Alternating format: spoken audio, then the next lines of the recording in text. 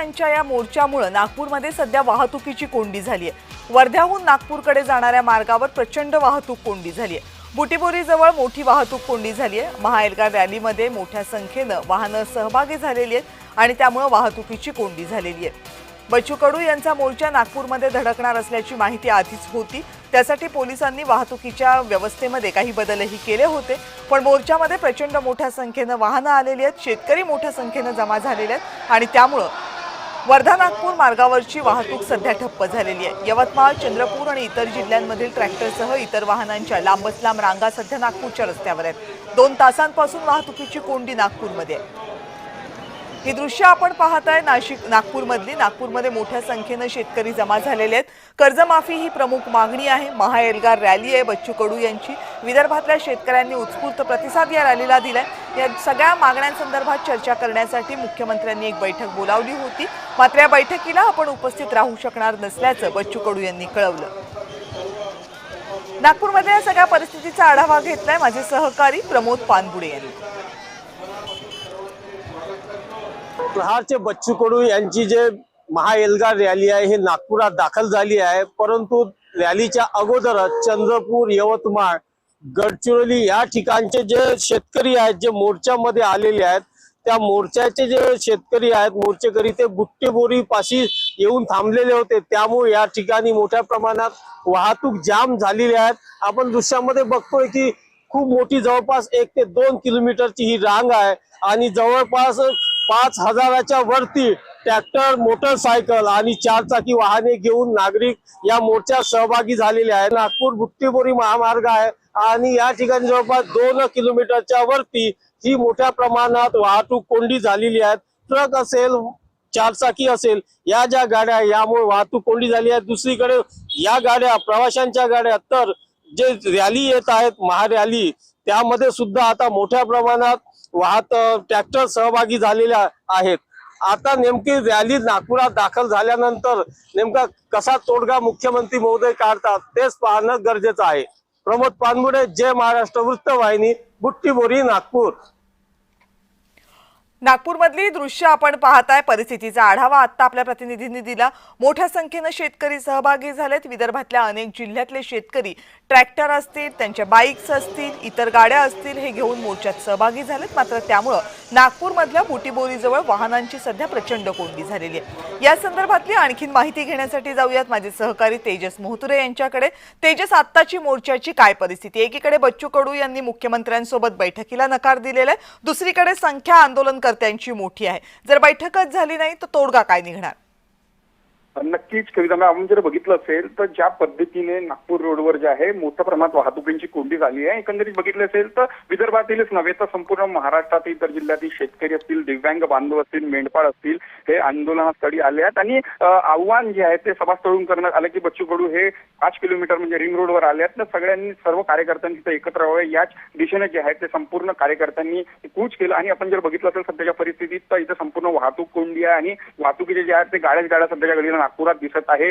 Ultimate जे बच्चू कडू यांनी सरकारला दिलं होतं की आमच्या मागण्या ज्या आहेत ते 4 वाजतापर्यंत झाल्या पाहिजे, ते मागण्याचा तोडगा निघाला नाही आणि बच्चू कडू जे आहेत ते आता सभास्थळी यायला उशीर झालेला आहे। त्यांना ते 4 वाजता येणार होते मात्र येऊ शकले नाही कारण की वाहतुकीची कोंडी आणि सगळे जे शेतकरी बांधव असतील, जे दिव्यांग बांधव असतील, मेंढपाळ असतील ते संपूर्ण रस्त्यावर आले आणि त्यामुळे कुठेतरी एकंदरीत संपूर्ण आक्रमक पद्धतीने संपूर्ण सध्या आंदोलन दिसत आहे आणि त्यामुळे यावर सरकार आता काय भूमिका घेते हे सुद्धा पाहणं महत्त्वाचं असणार आहे।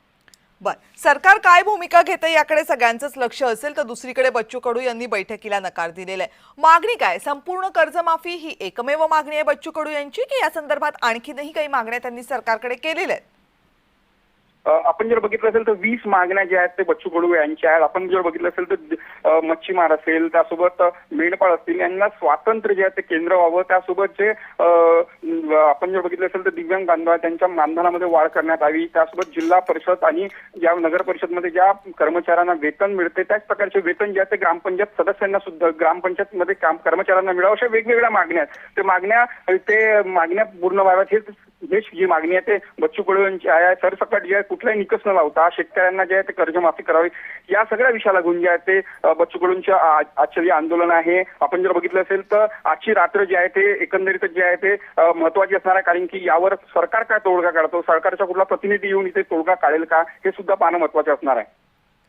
बर, मोठ्या संख्येने सध्या शेतकरी आपल्याला दिसत आहेत, वेगवेगळे झेंडे या आंदोलनामध्ये दिसत आहेत. बच्चू कडू यांची संघटना याच्या संपूर्ण आंदोलनामध्ये सहभागी झालेले. प्रामुख्याने सपोर्ट कुणाचा आहे बच्चू कडू यांना? ते एकटेच या मोर्चाचं नेतृत्व करतात की इतर काही संस्था, इतर काही नेते बच्चू कडूंना या आंदोलनामध्ये सहकार्य करतात, पाठिंबा देत आहेत? नक्की आपण जर बघितलं असेल तर भारतीय कम्युनिस्ट किसान आघाडी त्यांनी सुद्धा समर्थन दिलेलं आहे. राष्ट्रवादी काँग्रेसचे शरद पवार गटातले नेते अनिल देशमुख यांनी सुद्धा समर्थन दिलेलं आहे. बाळासाहेब थोरात जे माध्यमांशी बोलत होते त्यांनी सुद्धा या संपूर्ण आंदोलनाला समर्थन दिले आहे. राजू शेट्टी असतील, असे अनेक जे शेतकरी नेते आहेत महाराष्ट्रातले ते एकत्र झाले. त्यासोबत महत्वाचं म्हणजे विदर्भवादी जे आहेत वामनराव चटप यांनी सुद्धा या आंदोलनाला जे समर्थन दिलंय. आपण जर बघितलं असेल ज्या पद्धतीने अतिवृष्टी झाली, ज्या पद्धतीने शेतकऱ्यांचं नुकसान झालेलं आहे, त्या पद्धतीने शेतकऱ्यांना एका अर्थाने भरपाई द्यावी, शेतकऱ्यांच्या मागण्या पूर्ण कराव्यात, दिव्यांग बांधवांच्या मागण्या पूर्ण कराव्या, अशा सगळ्या मागण्याला घेऊन जे आहेत ते बच्चू कडू आक्रमक झाले आहेत. आणि संपूर्ण शेतकरी बांधव आहेत, त्यासोबत शेतकरी नेते आहेत, हे संपूर्ण एकवटल्याचे चित्र सध्या घडीला नागपुरात दिसत आहेत. बरं, तर याचा नागपूरकरांवर काय परिणाम होणार? आत्ताच वाहतूक कोंडीची दृश्य आपण पाहिली, आपल्या सहकाऱ्यांनी वाहतूक कोंडी कोणकोणत्या रस्त्यावर, कोणकोणत्या मार्गांवर झाले तेही सांगितलं. एकूण नागपूरकरांना याचा फटका बसणार आहे? नक्कीच आपण जर बघितलं असेल तर हा नागपूर रिंग रोड आहे. हे रोज येणाऱ्या जाणाऱ्यांची संख्या मोठी असते. सध्या दिवाळीचे सण आहेत आणि दिवाळीच्या सणानिमित्त जे पाहुणे आहेत ते आपल्या घरी येत असतात. आपण हा रिंग रोड जर बघितलं असेल तर इथनं हैदराबाद आहे, त्यासोबत जबलपूर असेल, वेगवेगळ्या राज्यांना रस्ता जोडतो. मात्र ह्या मोठ्या प्रमाणात या ठिकाणी जे कोंडी झाल्यामुळे याचा फटका जो वाहतुकीवर बसत आहे, ट्रान्सपोर्टवर बसत आहे. त्यासोबत जर बघितलं असेल तर अनेक बसेस थांबल्यामुळे याचा फटका एसटी महामंडळावर असेल किंवा इतर गाड्यांवर सुद्धा बसलाय. त्यामुळे चाकरजे मानी आहेत जे रोज येणं जाणं करत असतात, यांना सुद्धा याचा प्रचंड नुकसान झाल्याचे सुद्धा सध्याच्या घडीला नागपुरात दिसत आहे. बर, बच्चू कडू यांनी पुढचा काही आपला पवित्रा स्पष्ट केलाय का? कारण जर त्यांनी मुख्यमंत्र्यांसोबतची बैठक नाकारली असेल तर हा डेडलॉक होणार आहे. त्यामुळे यानंतर पुन्हा बैठकीसाठी प्रयत्न होणार आहेत. भाजप नेत्यांशी याबाबत तुमचं काही बोलणं झालेलं आहे? कारण चंद्रशेखर बावनकुळेंनी तर थेटपणे नाराजी व्यक्त केली मुख्यमंत्री असलेल्या बैठकीला बच्चू कडूंनी उपस्थित राहायला नकार दिल्यानंतर. नक्कीच आपण जर बघितलं तर राजू शेट्टीने सकाळी माध्यमांशी बोलताना सांगितलं की आम्हाला वेळेवर जे आहे ते सरकारने सांगितलं आणि आमच्याकडे काय, आम्ही शेतकरी, आम्ही इतक्या वेळेवर जर आम्हाला सांगत असेल तर आम्ही सरकारच्या या संपूर्ण बैठकीला आम्ही एकंदरीत समर्थन देणार ना, आम्ही सरकारचे जे काही बैठक आयोजित केले त्याला आम्हाला जाणार नाही, अशा प्रकारचे समर्थपणा आहे ते राजू शेट्टी यांनी दाखवली. ती यासोबत जर बघितलं असेल तर आमचे जे मागण्या पूर्ण होणार नाही तिथपर्यंत आम्ही ज्या ठिकाणी आंदोलन आहे त्या ठिकाणी बसू, अशी भूमिका जी आहे ते बच्चू कडू यांनी घेतली आहे. रामगिरी बंगला जो मुख्यमंत्र्यांचा बंगला आहे त्या ठिकाणी जर बघितलं असेल तर कडोकट सुरक्षा व्यवस्था करण्यात आली, कारण की गणाली कावा करत